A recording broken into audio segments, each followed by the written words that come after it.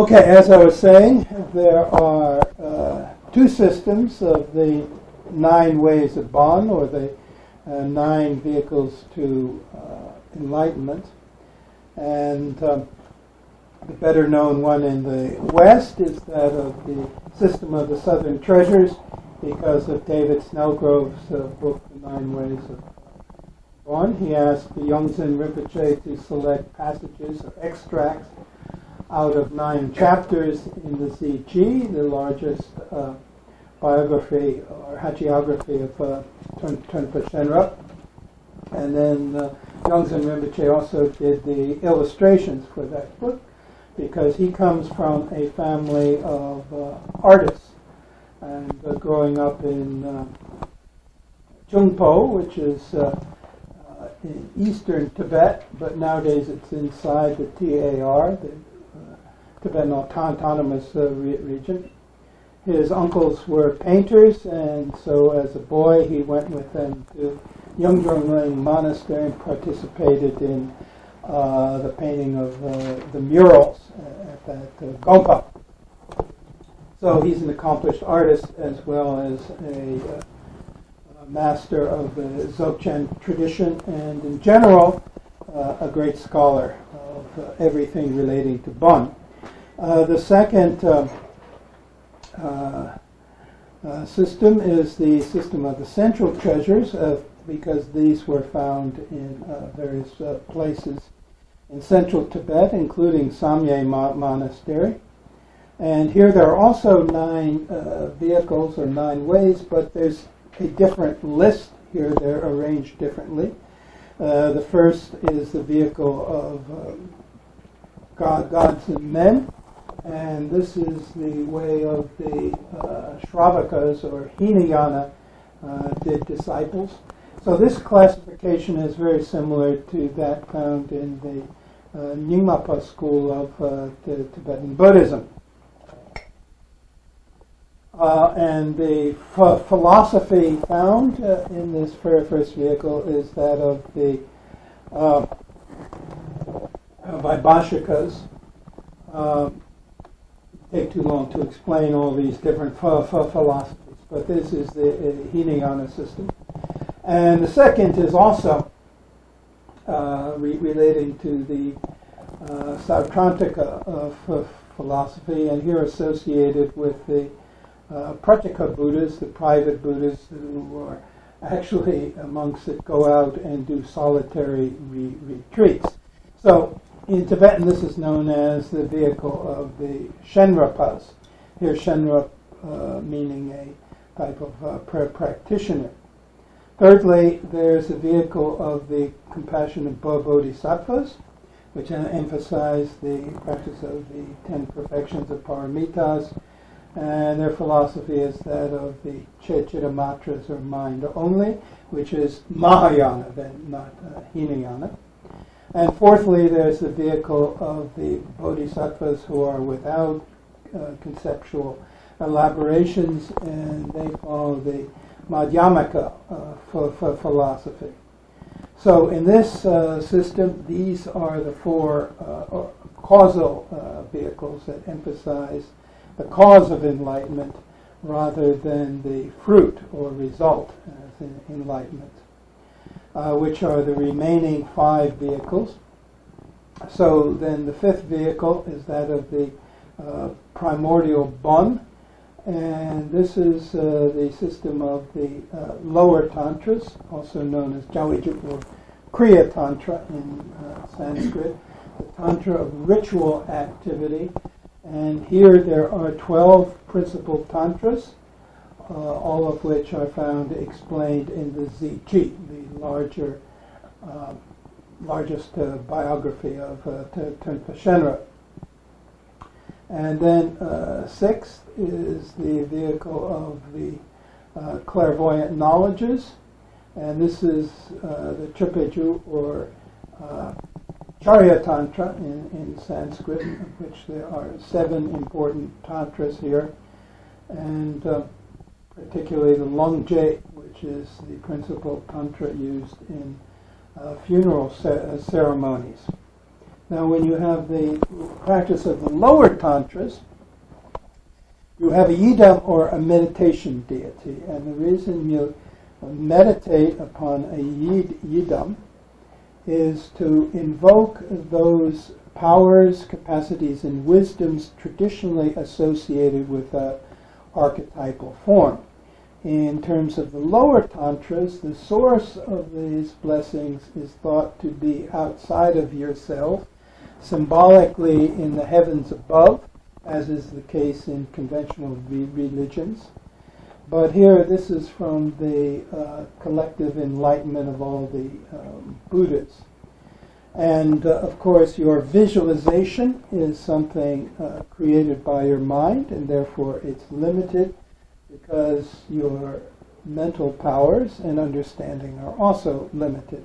However, that visualization of the yidam meditation deity is a pure vision. It represents a pure vessel into which you can invoke the descent of higher spiritual powers. These powers are known as chinlap, or blessings. And they descend into this vessel, which you're visualizing in the sky or space in front of you. In the Kriya Tantra, the space between you and the visualization of the yidam meditation deity is much more distant. And so your relationship to the yidam is that of a servant to a master, or as a vassal to a great lord. And the blessings or higher spiritual powers are invoked into that pure vision. Therefore, they are not contaminated by your ignorance and negative emotions, which would be the case if you try to call those spiritual energies into you directly. And so then they are communicated to you from your visualization of the yidam meditation deity. So the yidam meditation deity is known as the Damsik Sempa, the Samaya being. Samaya means the connection you have with the master, or with the higher spiritual reality, in this case embodied in the yidam meditation deity. And then the higher spiritual energies invoked into your visualization, this is known as the Gyalshen Sempa, the wisdom beings. And so this is visualized as rays of light descending from heaven, entering into your visualization with miniature images of the yidam in these rays of light, like specks of dust dancing in a sunbeam. Then they are merged into one, and this then becomes the Lechi Sempa, the action being. So that your visualization is no longer at that point just something that you're projecting or imagining, or something just created by your mind. It has now received this higher spiritual energy and has become ensouled and sort of a living being in terms of itself, and then that communicates the spiritual energy with its powers, capacities, and wisdoms into you. So at the end of this, then you dissolve that visualization, and it goes back again into the state of emptiness, or shunyata, out of which it originated initially. Every higher meditation like this begins with 3 contemplations, or samadhi, which the first is the samadhi of reality. This is the state of shunyata, or emptiness. And emptiness doesn't mean nothing at all. Like we say, a cup is empty. This one, however, is no longer empty. It's been filled with coffee. Great blessings. Shunyata, or emptiness, also means the pure potentiality for all possible manifestations. So this then, just as thoughts arise out of the dimensions of the mind, so that all possible manifestations arise out of shunyata. But shunyata is not just an empty space, a dark, empty space like the sky at midnight without the light of moon and stars. Rather, it's like the sky at midday. It is suffused and filled with sunlight, and this sunlight is rigpa. It is the light of awareness. So emptiness and awareness in the Dzogchen view are always inseparable. And out of their union, and rigpa here being the second samadhi, the samadhi of universal illumination, there arises a third samadhi, the samadhi of the cause. And from that cause, usually that is a seed syllable, a bija, then the Idam meditation deity manifests out of that. And the Idam meditation deity then represents the inseparability of emptiness and awareness. So, beginning of a tantric practice of transformation, known as sadhana, begins with a state of emptiness. The refuge and generating the bodhicitta take place before that, but then you dissolve the initial visualization for the refuge and bodhicitta, and then you begin with the principal practice. And so then the Yidam meditation deity arises out of this state of pure potentiality. You enter into this personal relationship with the Yidam, and thereby the Yidam communicates these powers, capacities, and wisdoms of enlightened awareness to you. And then at the end of this, the visualization is then dissolved back again into the state of emptiness from which it initially arose. Now, why do you do this as a meditation? In the Sutra system, we are principally looking at the causes of enlightenment. And from the standpoint of Mahayana, that means the bodhicitta. The bodhicitta is your intention to attain the awareness of an enlightened Buddha, not only so you can secure your own release from suffering in samsara, but that you can help lead all sentient beings towards liberation from their suffering in samsara. You might have this intention at the moment, but you don't have much capacity to do this.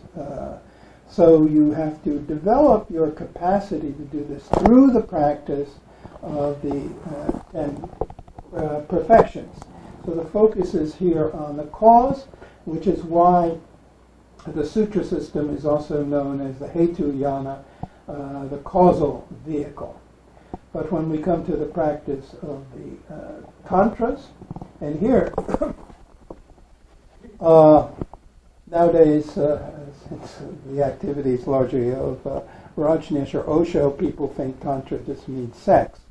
But this is not the meaning in the traditional usage in India. Tantra means working with energies. Literally, it means continuum or continuity. It means the continuous manifestation of the energy out of the ultimate reality, which in Bon and Buddhism is called Shunyata, Dharmakaya. And then working with this energies, and since energies have no inherent existence, they always have the possibility of transformation. So the particular method that is employed in tantric practice is that of transformation. And of course, our energy is not just the sounds we're making, like me sitting here and talking, or the emotions we feel, but it is also our vision, because vision is a projection of our energy. So tantric meditation works very much with visualization and transforming our visualization from impure karmic vision, which is the way we see things now. And it's called impure karmic vision because it's karmic, coming from actions in our previous lives, which condition our present situation, even the body we inhabit. But also impure because it's afflicted with ignorance and the kleshas, or negative emotions. So impure karmic vision is the way we see things now. All of us have the cause for human impure karmic vision, so we all see things more or less the same way in this room. But if a dog came in here, this dog would see things quite differently in this room in terms of dog karmic vision. But there is also pure vision, which is the way enlightened beings see things. And so in tantric practice or sadhana, we transform our impure karmic vision into a pure vision. In this case, the pure vision of the idam meditation deity within its sacred space, or the mandala. Mandala is not just a flat picture like you might see on a wall somewhere here. A mandala is a three-dimensional structure, a palace or a temple. And the idam meditation deity dwells in the center of this palace. And so when we're visualizing idam, we see the idam in that symmetrical sacred space. And its energy then moves through that. Now, when we come to the higher tantras, and we have here in the system of the central tantras, we have two higher tantras. Number 7 is the vehicle of the visible manifestation of compassion. And number 8 is the vehicle where everything is completely perfect. Now here, these represent the two higher tantras, which are known in Tibetan as Yeshe-ju, the tantra of primordial practice, and Yeshe-chenpo-ju, the tantra of great primordial practice. The first of these, the Yeshen Tantra, is very similar to what the Nyingmapas call Mahayoga Tantra, and what the newer schools, including the Gelugpas, call Anuttara Tantra. Now, in the higher tantras, things work differently than they do in the lower tantra, because in the lower tantras, you are visualizing the idam meditation deity in the sky or the space in front of you. This is also what occurs in conventional religion. God is up there in his throne in heaven, and we poor sinners are down here on earth, and then we pray to God for his forgiveness and his blessings. Which, if we're lucky, maybe we get it, but maybe we don't. But in this country, they say you don't get it unless you belong to the right organization. The problem is we don't know which church is the right organization, so we really don't know who's going to heaven after they die. Or, for that matter, the other way. But there can also be a more intimate personal relationship with God, which is experienced in mysticism, Christian mysticism, Jewish mysticism, Sufi mysticism, Hindu mysticism, whatever.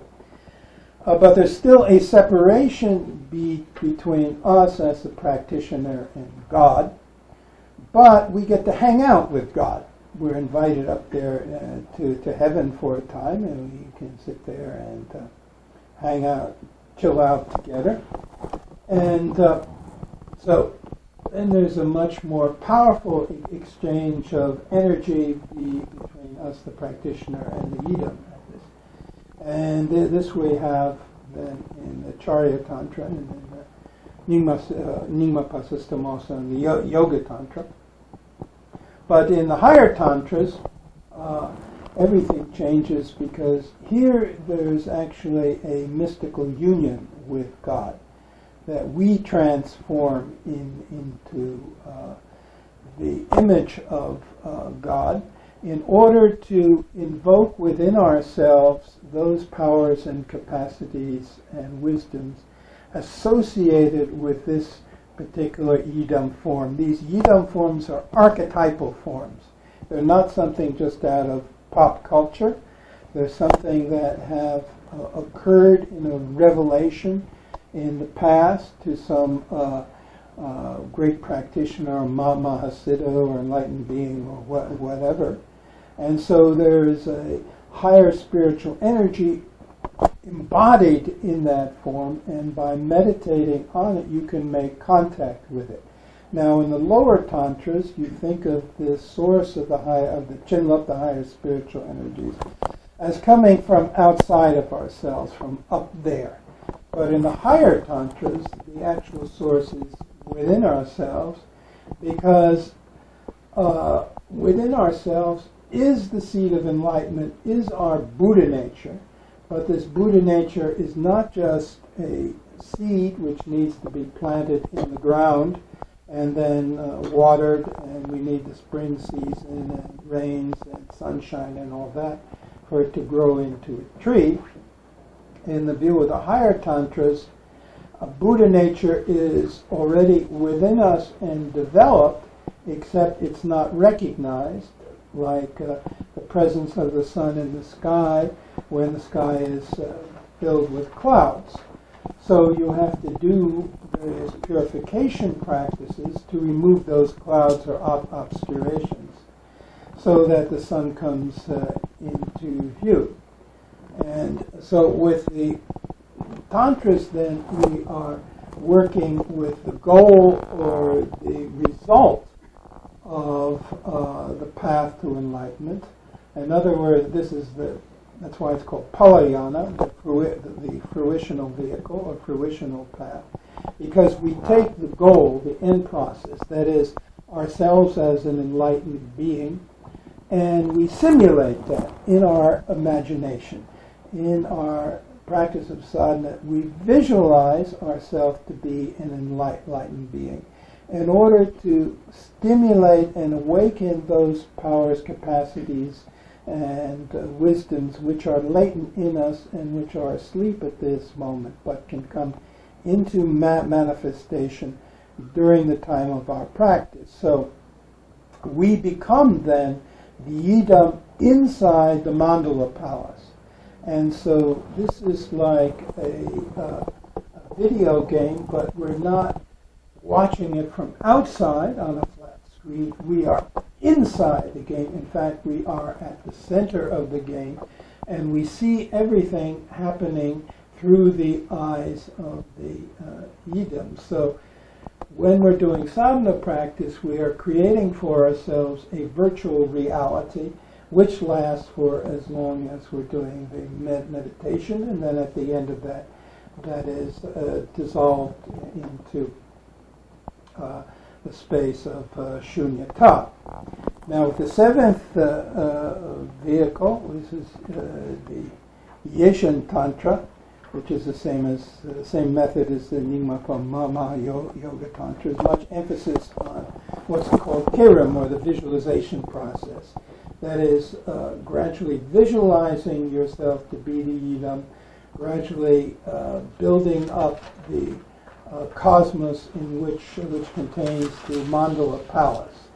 Now, this recapitulates the process in which God creates the world, but doing the job this time better without making the mistakes that he did. So everything becomes a beautiful and harmonious and symmetrical mandala palace with its 4 gates and so on. And this is a gradual visualization. In the Gyalshen Tantra,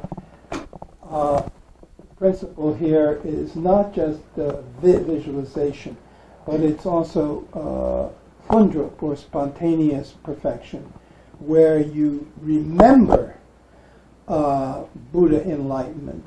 And by just sounding the seed syllable mantra, you then recollect that, and it instantly appears. So it's an instantaneous visualization rather than one that is built up slowly, step by step. And the focus here is also on what is called Guru Sadhana. There are guru figures in the Bon tradition like Gyerpung Nangzher Lödpo, Lishu Takring, Tewang Riksen, and so on, are the principal figures which you meditate upon in doing this type of tantra, employing the methods that are known as Anu Yoga in the Nyingma tradition. And then the unsurpassed ultimate vehicle to enlightenment is that of Dzogchen, in which there are 3 series of teachings and practices: Sende, Longde, Menakide. Sende means the mind series, because there's more emphasis on mind, in particular its aspect of selva or luminous clarity. Longde means the space series of Dzogchen teachings, where there's more emphasis on the spatial or shunyata aspect of enlightenment, particularly through sky meditation and so on. And finally, the third is Menakide or upadesha. This means the secret oral instruction series. Of course, it's called upadesha, secret oral instruction, but nowadays the Tibetans have written everything down, so all the secret oral instructions are all written. According to Gyalshen Rinpoche, we find lots of Dzogchen Sende in the Bon tradition, and Dzogchen Upadesha, but not the Longde, which you find in the Nyingma tradition of Buddhism. Now,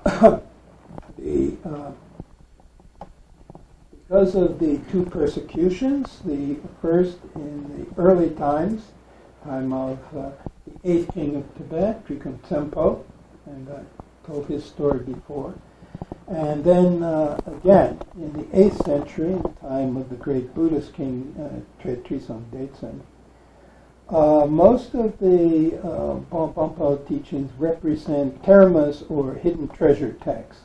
They were texts that were concealed and then rediscovered at a time later. So it said that in the time of Zhang-zhung Nyän-gyüd, not Zhang-zhung Nyän-gyüd, Trisong Detsen, Tibet at that time was surrounded by Buddhist countries, China in the east, India and Nepal in the south, Central Asia in the west and the north, and so he didn't want Tibet to be left out, so he said, okay, we're also going to become Buddhists. And he invited Buddhist monks from India, the most prominent being Shanti Rakshata, who came from a big Buddhist university in northern India, Nalanda. And he introduced the Buddhist Sutra system into Tibet, and also the monastic system in Vinaya.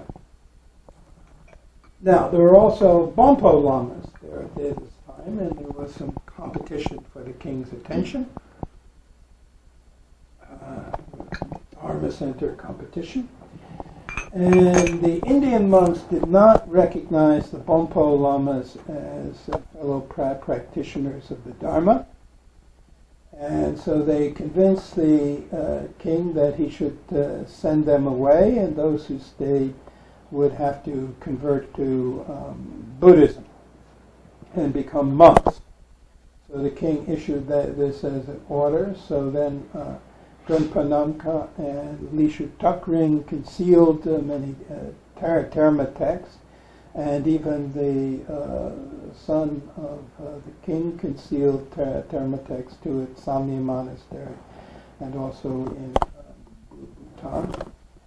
Li Shu Tukring, he left town for his health, but Dren Panamka, he was a Dzogchen practitioner. He said, well, doesn't matter. Dzogchen, whether Bönpo or Buddhist, it's same Dzogchen, same nature of mind, same Rigpa, this. So I don't care. I can cut off my hair and put on red robes, take off my blue robes. Bönpos were wearing blue ones at that time. And so he became then a Buddhist monk, but continued as a Dzogchen practitioner, and also became one of the 25 disciples of Guru Padmasambhava, who introduced the Indian style of Dzogchen into Tibet, as well as the Tantra system according to Buddhism. And so we have Dren Panamka then spanning both the Buddhist and the Bönpo perspectives. But he also wrote commentaries on Dzogchen practice, and these have been preserved, particularly the Namka Trultser, the magical treasury of the sky, which explains Dzogchen practice from the standpoint of the central treasures tradition, but also from that transmitted from his son Tserong Rinzin.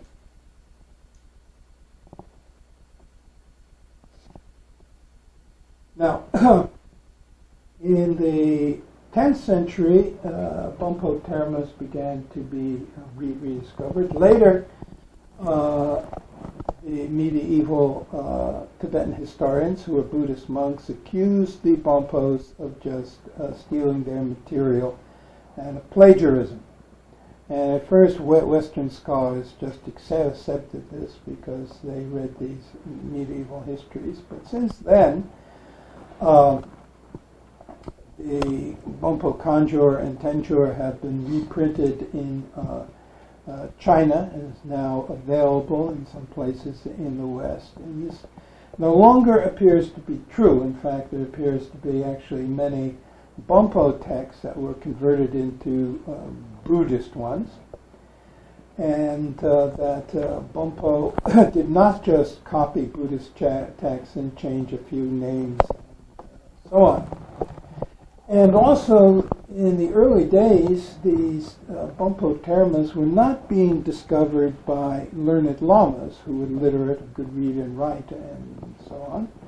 In fact, many of them were just simple farmers and hunters and so on who would discover a treasure chest of Bönpo texts. And one of the most famous instances of this was these three Nepali thieves who came up from Kathmandu. Because in those days, Tibet was very famous for its gold. It's a great source of gold. Even Ptolemy, the great Greek geographer, referred to Tibet as a place for the obtaining of gold. So they came up there, and they were known as the three Atsaras. So at this time, after the death of King Langdharma in the 9th century, there was also a persecution of Buddhism to the extent that the Buddhist temples and monasteries were closed. The Buddhist monks were kicked out of the monasteries, defrocked, and forced to find jobs and girlfriends. And the monasteries were padlocked. So these three Atsaras, these three Nepali thieves, they came to Samye and found the gates locked. So they went around the back side of it and got a ladder and put it up and climbed over the wall, and then broke into a small shrine on the back side there. And in there they found a wooden box. It was quite heavy, so they thought it must be filled with gold, of course. And so then they took it out and they got it back over the wall, and they took it up to the hills and they broke the lock and opened it up, and were greatly disappointed because they only found books inside and they couldn't read Tibetan anyway. But they thought, well, maybe the books are worth something. especially we can find a used bookstore. And so they took a few of the books to a nearby village, which happened to have a Bönpo Lama living there. And he immediately recognized these texts as Bönpo, so he gave them some gold for this. Then they thought, oh, well, maybe this is really worth something. So they dragged this off and took it to a much larger town where there were 3 Bönpo Lamas living there, and showed the books, and the Lamas bought all the books for gold and a horse. And so these 3 Atsuras were very happy with this and went back to Kathmandu to give it to tourist business.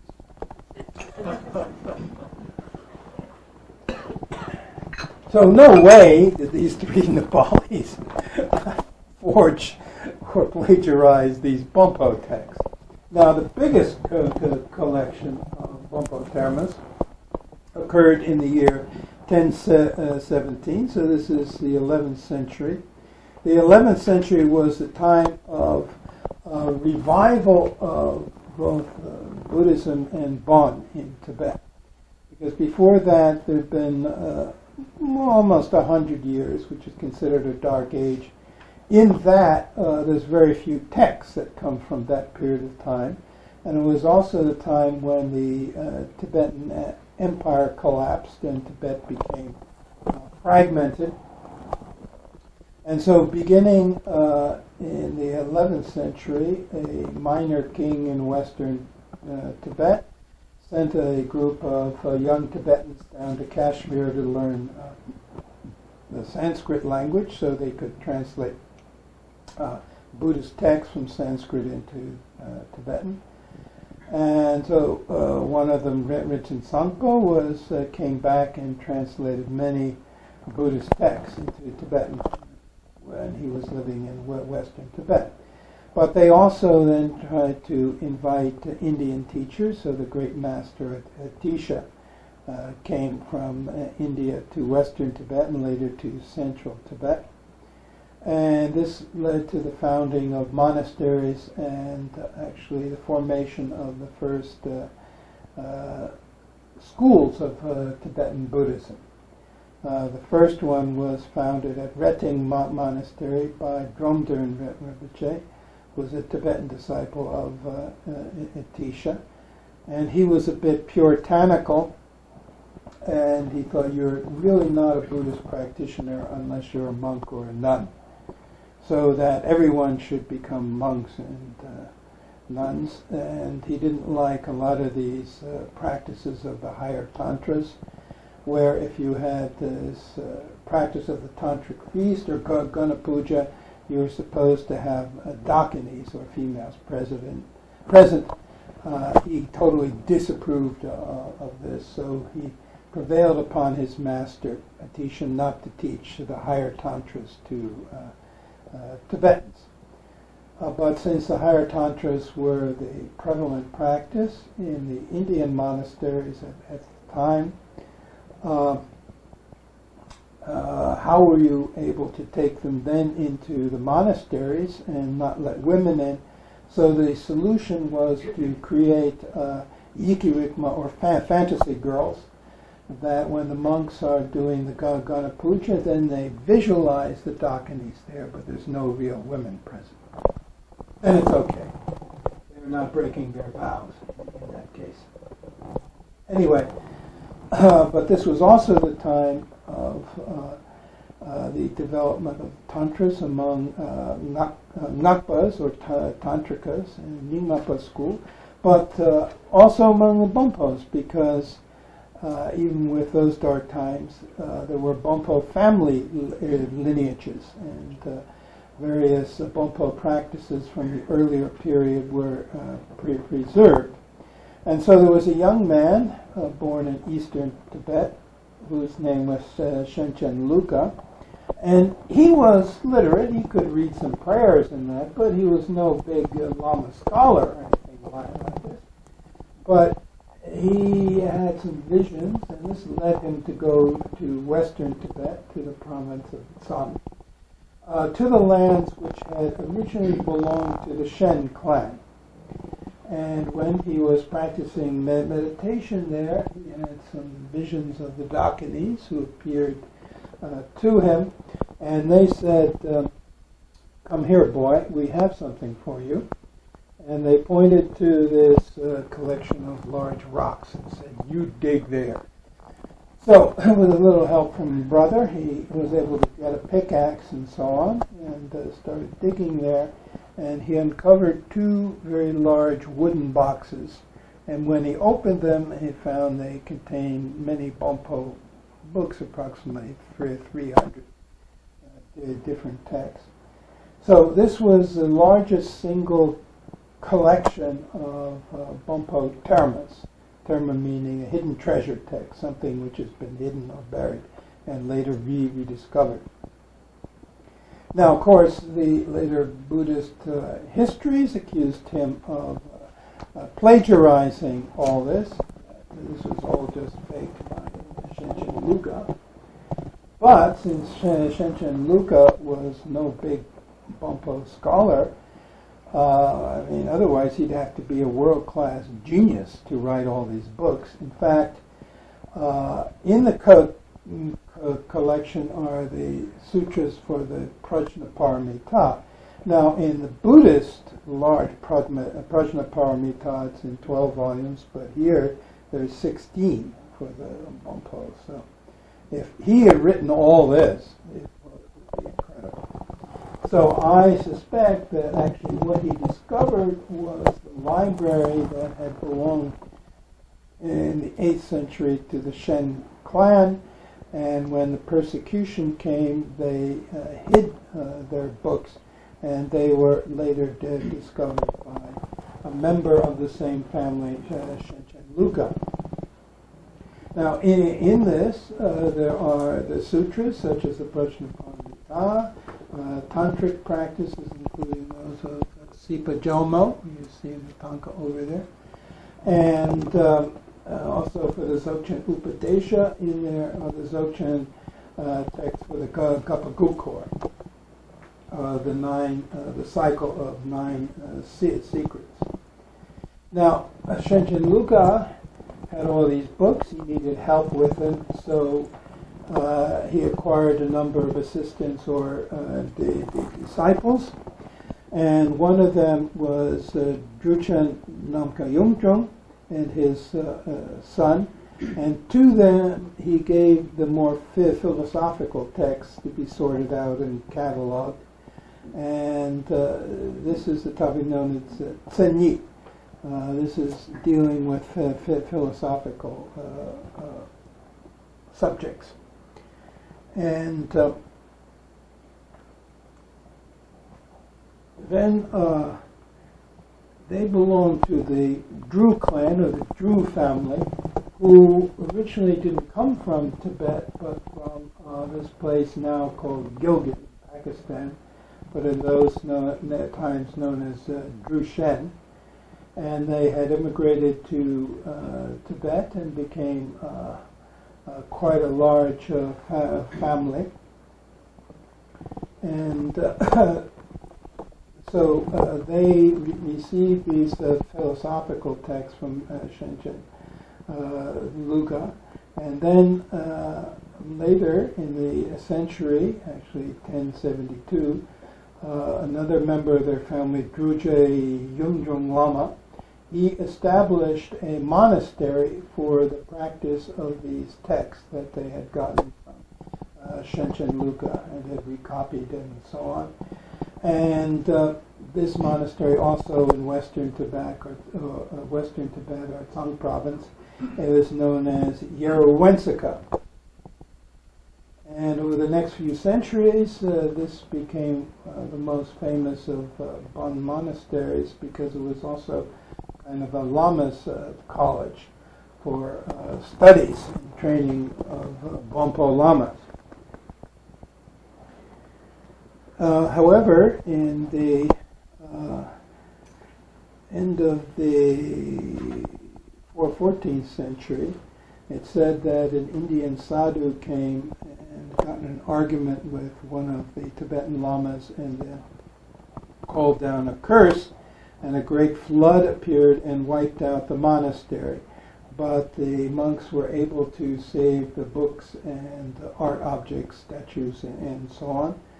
And then in 1405, Sheriff Gyalshen, who had belonged to that monastery, was able to revive its tradition and rebuilt the monastery at a higher location on the mountainside, which he then called the auspicious Mountain of Medicine, or Tashi Menri Monastery. This is the Menri tradition, to which are Yongzhen Rinpoche, Lopan Tenzin Namdak belongs, as well as most of the young geishas who have come to the West. And in those days, the termas that were discovered were satir, that is, actual physical objects, whether a book or something, and so on. And so the traditions of Zhang-zhung Bon are based on these. So Zhang-zhung Bon is also known as Bon Nyingma, Old Bon. And it follows this tradition. But things changed in the 14th century, the time of Loden Yingpo. I said he had a series of visions of earlier Bönpo masters, and he compiled then the Ziji, this very large biography of Tenpa Shenra, in many, many volumes. And after that, more termas began appearing, but very often these are what's called gongter, or mind termas. This is not a physical object that is found, but something, what they would call in California, channeling, coming from material coming from an earlier master, which had been given to a disciple, and then that disciple was reborn. And then when the correct secondary circumstances appeared, then they would remember those teachings. And so that continued from the 14th century to the present day, and this gave rise to another form of Bon known as New Bon, or Bon Sarma. And this is particularly prevalent in Kham and Amdo, or Eastern Tibet.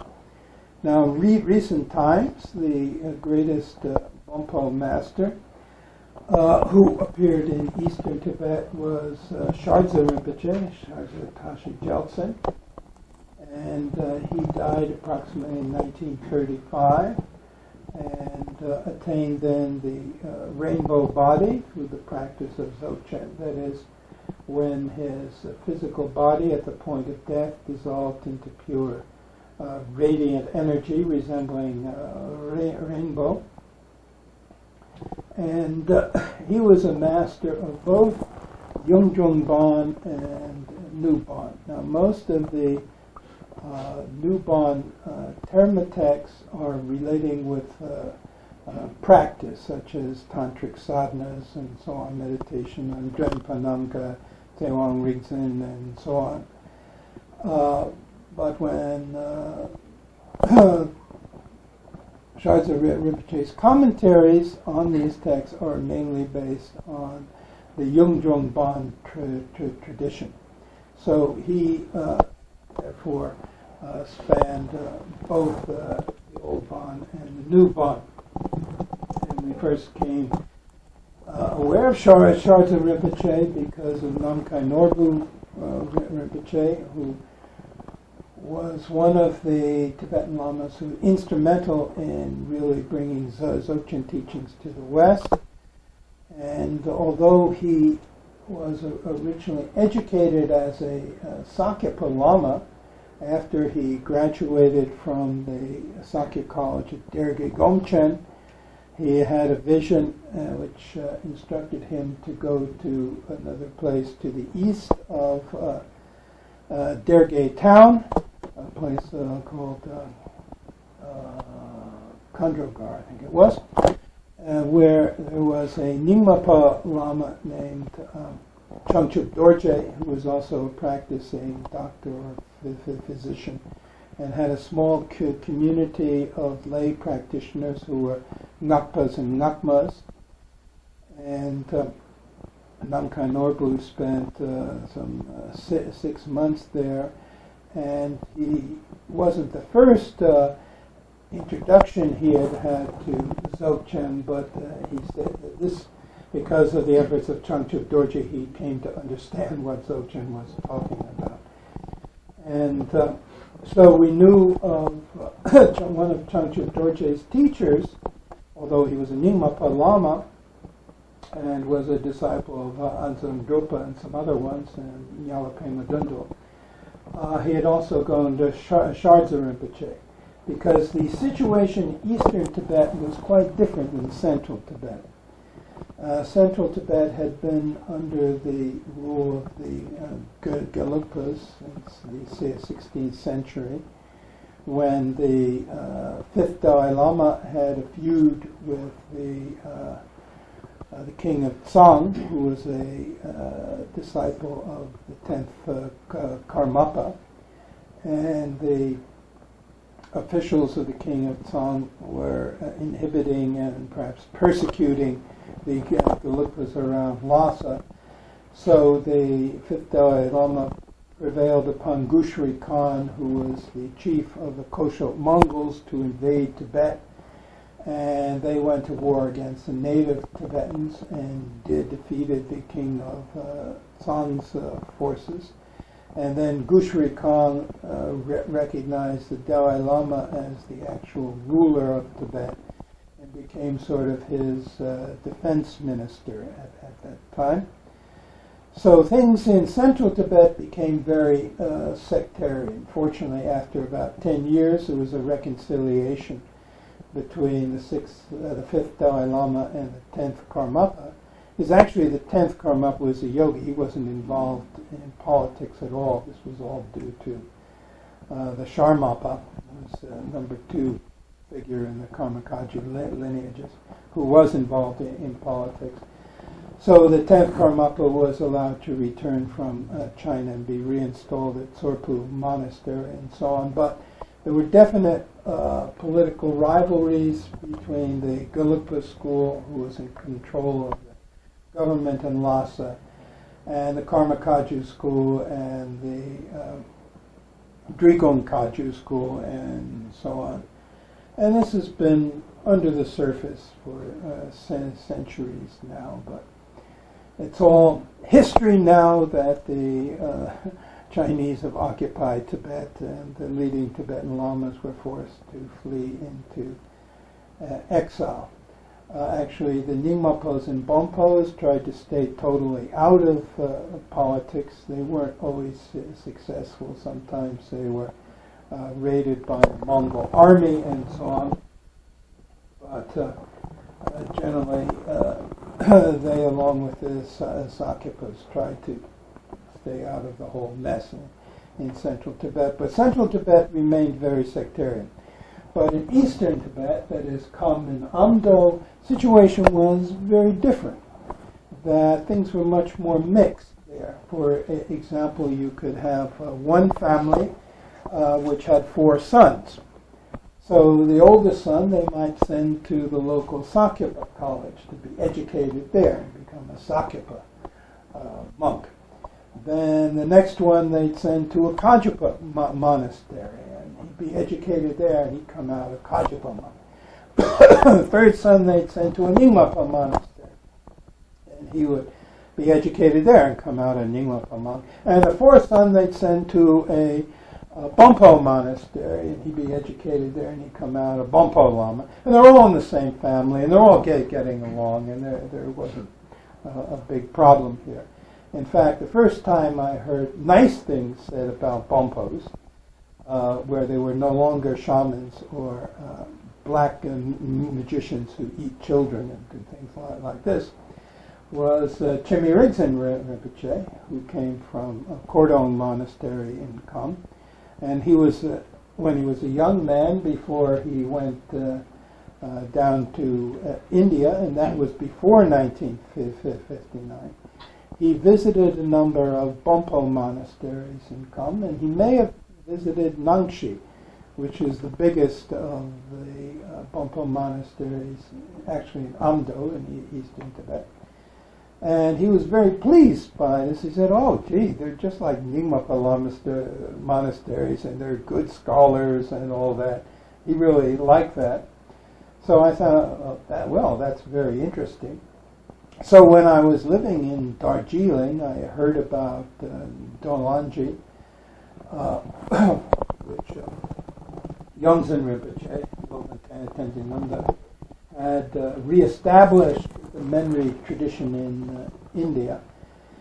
He had gone into retirement before, I think it was about 1958, before 1959, and had gone up north to the Darok Lake to do a retreat, and was living up there when the Dalai Lama and the Karmapa and Dingo Chense Rinpoche and so on fled Tibet and all went down to India. So he was kind of up there and wondering what to do, so he decided he was also going to leave town.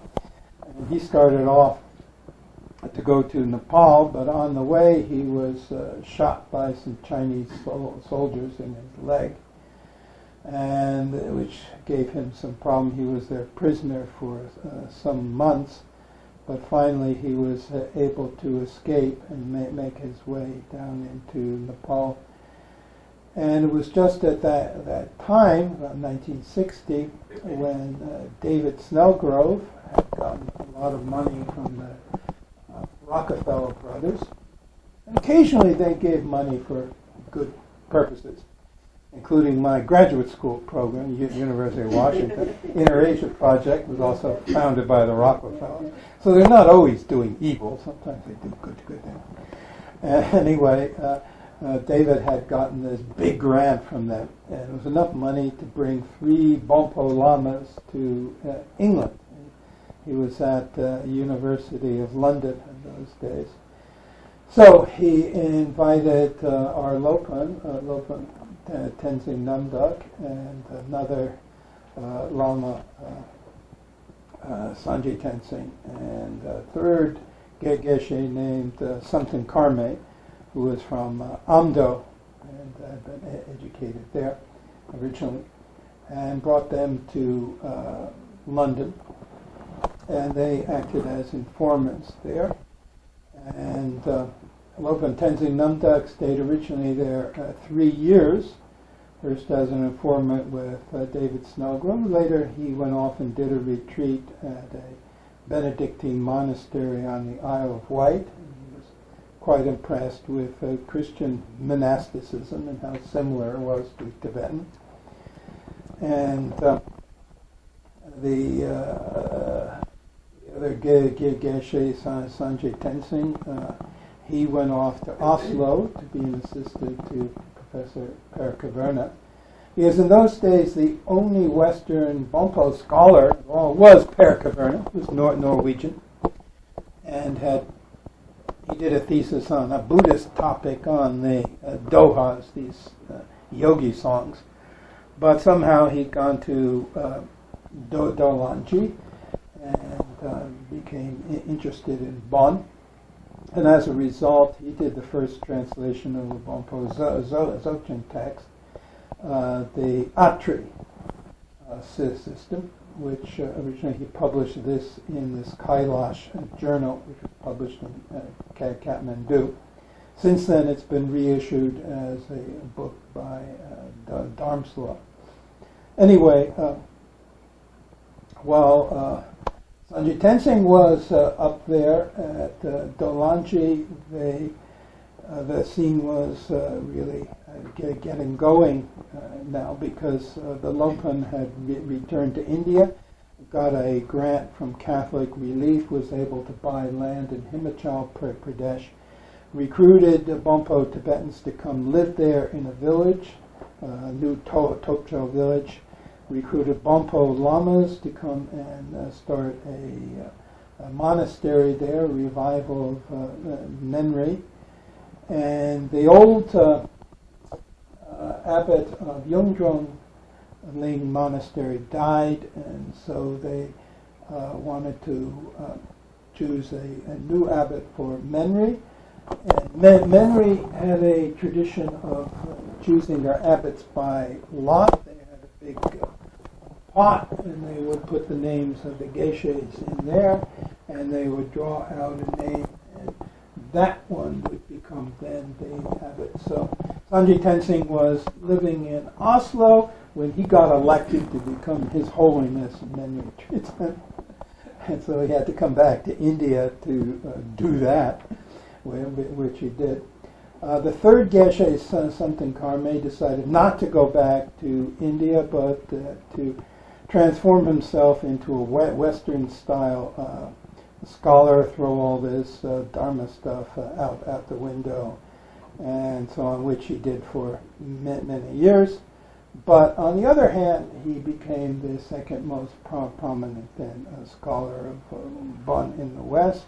And fortunately, in recent years, his very interesting academic papers and research have been republished in Nepal as the Arrow and the Spindle, including a lot of articles about Tibetan folk religion, the practice of the Yula mountain gods, and so on.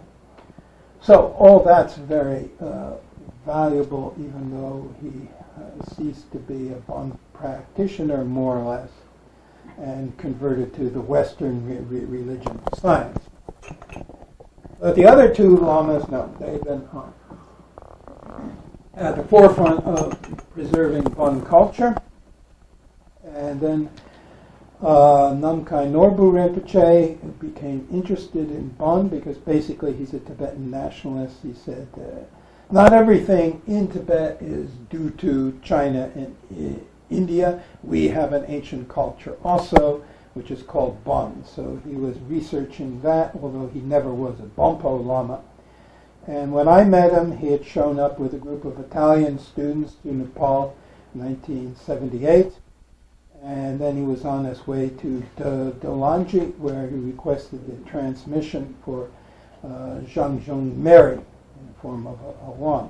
Now, when you enter into Tantric practice, then you receive an empowerment or initiation, or wand, as they call it in Tibet, which is kind of ceremony.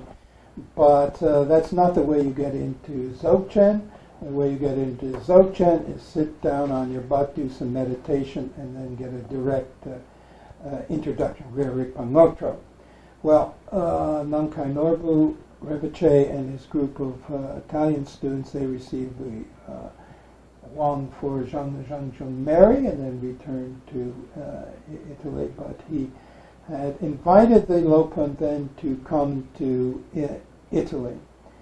And so this is 1989, and the Lödpo first came to the Dzogchen community in England. I missed that because I was at Marigore in Italy at the Namkhai Norbu's retreat, but that's where I met Tenzing Wangyal Rinpoche, because he also managed to get a visa for Italy. In fact, he applied the same time as Lödpo Tenzing Namduk, and the Italian Foreign Ministry, in its infinite wisdom, said there can only be one Tenzing, no Tenzing Namduk, Tenzing Lama. So they only issued one visa for Tenzing Lama. Well, Tenzing Lama got to Italy, the Lödpo went to England, where he was very fond of England from his previous experience there. And then he came to the United States, and so I met him when he was at Conway, Massachusetts, a Dzogchen community there, and that established my relationship with him. And I did my first translation with him of the Ursula Dunkor, the sevenfold cycle of the Dark Retreat, and then later followed him out here to California, where we did more translations together. And that was the beginning of that collaboration and my becoming a student with him. And then he was invited to Oregon, up there in the woods. It rained that full week we were there, but he gave us the wand for Zhang-zhung Nyän-gyüd, So this was the first Bönpo Wang, or empowerment given in the West.